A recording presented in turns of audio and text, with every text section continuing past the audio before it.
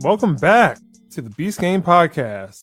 We're very sad to bring you the X-Men Dark Phoenix saga movie conclusion to the Fox universe of X-Men, directed by Simon Kinberg, who will likely be banned from the podcast further on. I think we had made that clear last week. He's responsible for X-Men 3: The Last Stand. That is all that needs to be said. Stars James McAvoy, Michael Fassbender, who have been in the X-Men First Class series of X-Men movies, Jennifer Lawrence, and Sophie Turner. And the synopsis is, Jean Grey begins to develop incredible powers that corrupt and turn her into a Dark Phoenix. Now the X-Men will have to decide if the life of a team member is worth more than all the people living in the world, which I don't think that is completely accurate, but the movie starts off with a flashback. Parents and the daughter, she's riding in the backseat, who is essentially Jean Grey, as a younger self since 1975, freaks out, kills her mother in the process. So then there's a couple of scenes about Charles Xavier telling her about her parents. She has gifts and that he can help her channel those gifts. So there's some melodramatic scene about inducting her into the Charles Xavier School for Gifted Children. And it seems like it's Hogwarts. Then it jumps to 1992. There's a space mission. The space mission goes wrong. There's a disturbance in space. Charles Xavier says, hey, why don't the X-Men go save them? Then what happens is that the X-Men go into space with no space helmets. And then somehow Storm's powers work in space. I don't understand that either.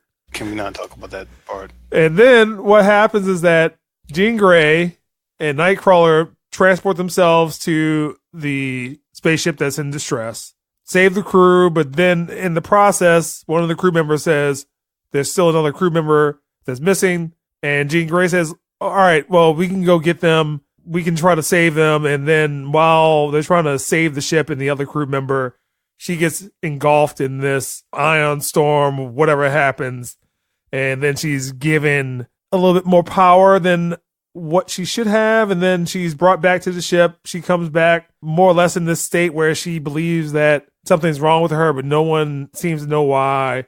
And then she freaks out at a party, nearly kills people, and then she just goes on the run. She's having visions about certain things, and she tries to figure out what these visions mean. The end to the Fox X-Men universe. Keith, what is your view on X-Men Dark Phoenix? Thought the action scenes was good, excluding the final fight piece. It was actually pretty good. It wasn't too bad.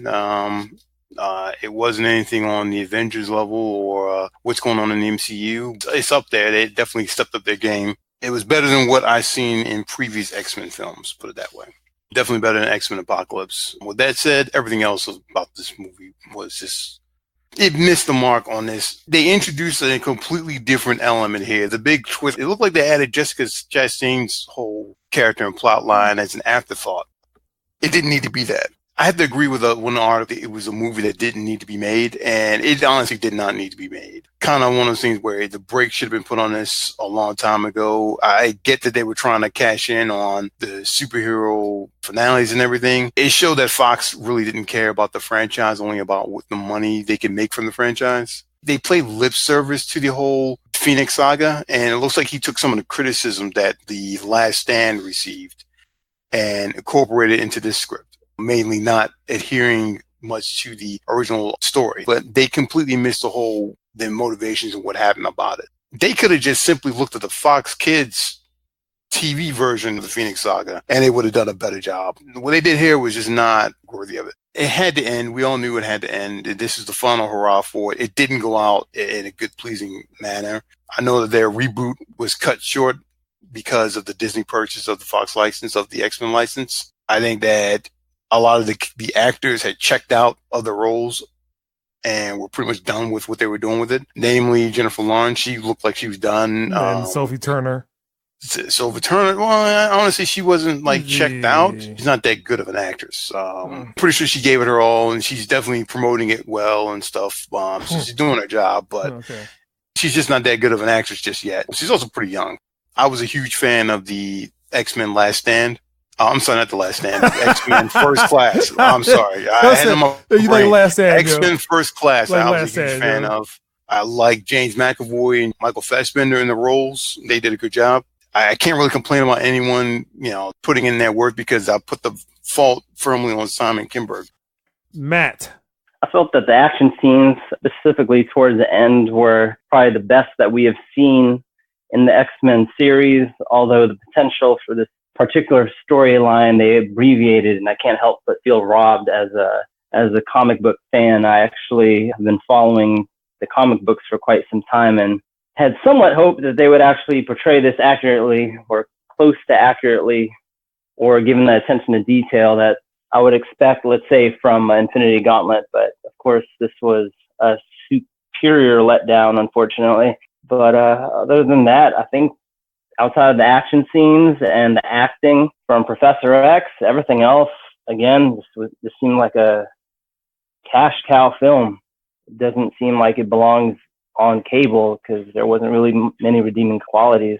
The X-Men franchise is filled with miscues and miscasts and underdeveloped storylines. This continues the trend that Fox has continually set, and I am thankful that Marvel will soon be taking it over, even though it might be another 5 to 7 years till we see them on the big screen. All right. These movies get worse and worse as they go on. X-Men First Class, good movie. Days of Future Past, okay movie. X-Men Apocalypse, no. And this movie is also a no.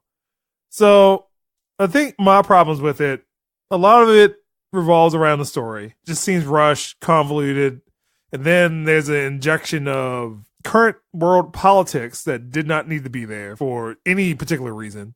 Just so Jennifer Lawrence can have something to do, or people in the movie theater can just have a moment. That was completely out of place and not even worth the time, but we'll go into that with a spoiler cast. I got something to say about that. Go ahead. Yeah.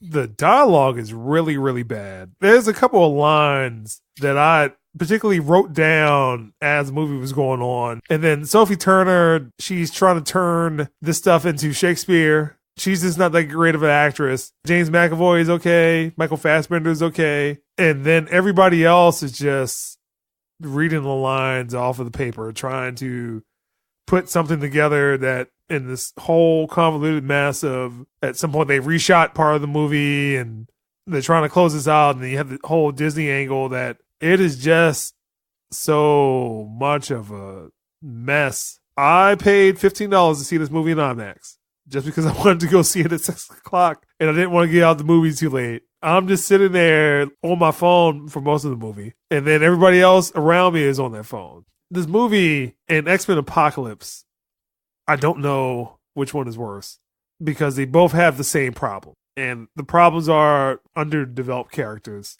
muddled storyline, and then just everything just seems misplaced. As Keith said, maybe they do have the action down, but that doesn't make up for the lack of direction, lack of writing, and just some overall bad performances. So, kind of keep this brief so we can go into the spoiler cast. So, Keith, what score would you give X-Men Dark Phoenix? I'm going to give it a 5.5. I might watch it again, but I probably would only watch the fight scenes. Even then, I might only watch it just to refresh my memory of what they look like and stuff. That last fight scene was actually pretty inventive, and despite what they said that they did it to not make it look like Avengers, I think in the end they saw what the Infinity War was able to do and accomplish, and they kind of went that route and decided to up their game a little bit. So it looked good when they did it, and felt like the X-Men, especially with the teamwork they were using back to back. But again, I'll wait for the spoiler cast to kind of talk more into that. And for Simon Kinberg to fail twice, he failed twice to get this right. I'm taking some points away. He gets a 5 from me. So there you go. All right, Matt. I go with a 5 as well for underdeveloped characters and story plots, especially when they're trying to introduce certain characters that you've never seen before and not even go into detail what their role is in the big scheme of things. That was very, very poor and lazy story plot, on par with DC Comics. So to even mention it in the same sentence, I think is a severe downgrade. I'm very glad that this is the last film that they're gonna have their DNA on, because don't understand how it's going on close to 20 years of the same stuff over and over again. Poor character development, poor focus on which character should be the main plot of a particular storyline. This is just nightmare that never seems to end, but thank goodness it ends with this film, 5.0. All right. When I came out of this movie, this one thought kept coming through my head. This movie is so bad, it's good. It just has so many problems. Direction, writing, performances. It is also less than 2 hours. So not to say that every movie needs to be 2 hours, 2.5 hours, but it felt really short. So this is going to get 3.5. Just problematic. We're not getting any more of these movies. Thank God. Disney will save everything. And that's the Beast Game Podcast. I'm not even going to talk about this anymore.